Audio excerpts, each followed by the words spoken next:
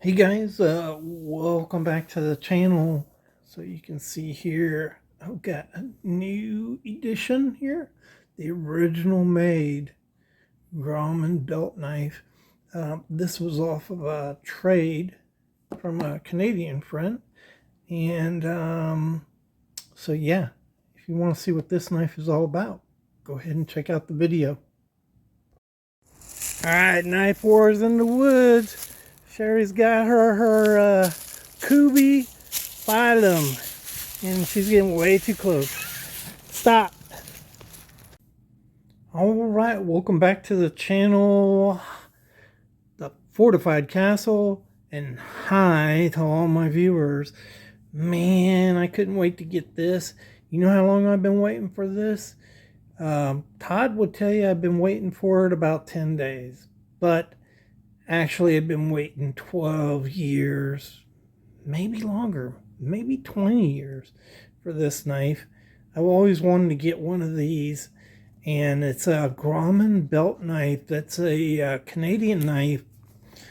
The original design, you can see right here, it's in French also because Canada's confused, right? We know that. So really nice, attractive little box. Let's open it up. You can see pretty big box. Maybe I should give me a little more room here. All right, here it is. So the first thing you'll notice is the leather smells fantastic. Oh my gosh. I wish they made a clone like this. It smells so good. Nice leather sheath there, really fantastic.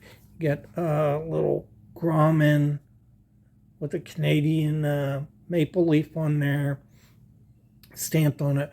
Really well made sheath. Look at the burnishing on this, really nice. Has a little spot at the end so water can drain out of it. There's your belt loop right there, and pretty nice. I love it.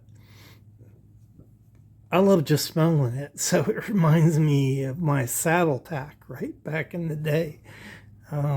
It just, good leather smells so good. It's just great. You can see the end right there. Let's look at this box real quick. So I have a purpose for showing you this. So there's their little I love me note. And this is a note that companies tell you how great they are and how you should be impressed. And then they sent a catalog, Grauman Knives Outdoor Catalog. And so this was a trade between Pocket EDC and myself. And he gave me the option of any knife, and I chose this this original design right here. And then also they give you a catalog of their kitchen catalog. So there's that. Okay, so let's get all this superfluous stuff out of the way and get to the main event. All right, so I gotta tell you, let me get these out of the way. TraditionalPocketKnives.com and Rocast Blades. It gives you a little idea what's coming in the future if you follow the clues. Follow the clues. So I got 5 knives today, and I'm most excited about this knife right here. And we'll just go ahead and pull it out. This is a Canadian belt knife. There's few people that make these Cold Steel, Knives of Alaska. A couple other people make a Canadian belt knife, but I believe originally this was Grauman's design, R.H. Russell's design. Actually, Grauman knives, Grauman was an immigrant to Canada who made knives.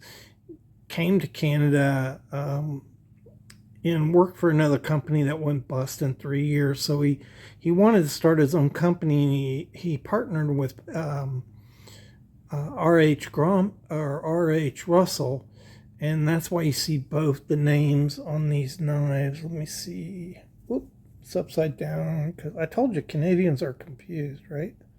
So you see Grumman there and the D.H. Russell. So Grumman was the original company and D.H. Russell a partner. And then you can see it's 10F carbon. Is that what it says? Yeah, number 10F carbon. Or is it 1CF carbon? I thought it was 10F carbon. I'm going to have to look at that. Anyhow, flat grind on this. Really nice skin and design. It's a 4-inch blade. Overall, it's 8.5 inches. And rosewood scales, which I'll show you a picture of all the scales available up there right now. But, you know, I was given the choice, and this is the one I wanted. It's not the most expensive, but I like the old rosewood scales. And you can see right there, I'd say that's a little over 1/2 inch. I have not measured it. And I'm right, it's about 5/8 of an inch. So you got a knife that really fills your hand well, and that you could, you know, when you're working on game, it's not going to fatigue your hand when it's that wide. Again, 8.5 inches long, 4-inch blade, and it's of course a 4.5 inch handle on here. Look at the nice copper. See that? Isn't that nice? I think that copper looks great. You got brass pins, but they took the extra effort to put copper insert in there, and that's really nice. You can see some grind marks here, so it's not mirror polished. But you know what? I'm okay with that, because I'm going to take it out and wear out some game with this, and it isn't going to matter in the least. And here's a really cool thing, guys. So it's etched Pocket EDC. Thanks, Todd. So if you don't know who he is, check out his channel. We've been friends for a while, and he's a great guy. His channel's come a long way. He's really producing good videos. He lives in one of the best parts in the world, Nova Scotia. Really cool area. Shows a lot of videos, you know, when he's out in the woods and in the beautiful terrain up there. And of course, you know, he has got that Canadian perspective, which is cool, because I like to hear different folks and how they view life and how they view things, especially out in the woods, because we don't know everything down here in America. Okay, so it's really cool to learn how other people do things and what they think about bushcraft, survival, those type of things. So yeah, there it is. Really, really nice. It's haircut and sharp. So hold on a minute. Let me verify the steel on this. Okay, so their catalog says they use 4110 stainless steel. That's a German steel. And also C70 high carbon steel. So C70 is basically a 7% carbon steel, and anything over 5 would be considered a high carbon steel, but obviously C70 is not a really high carbon steel. 1095 is a lot higher.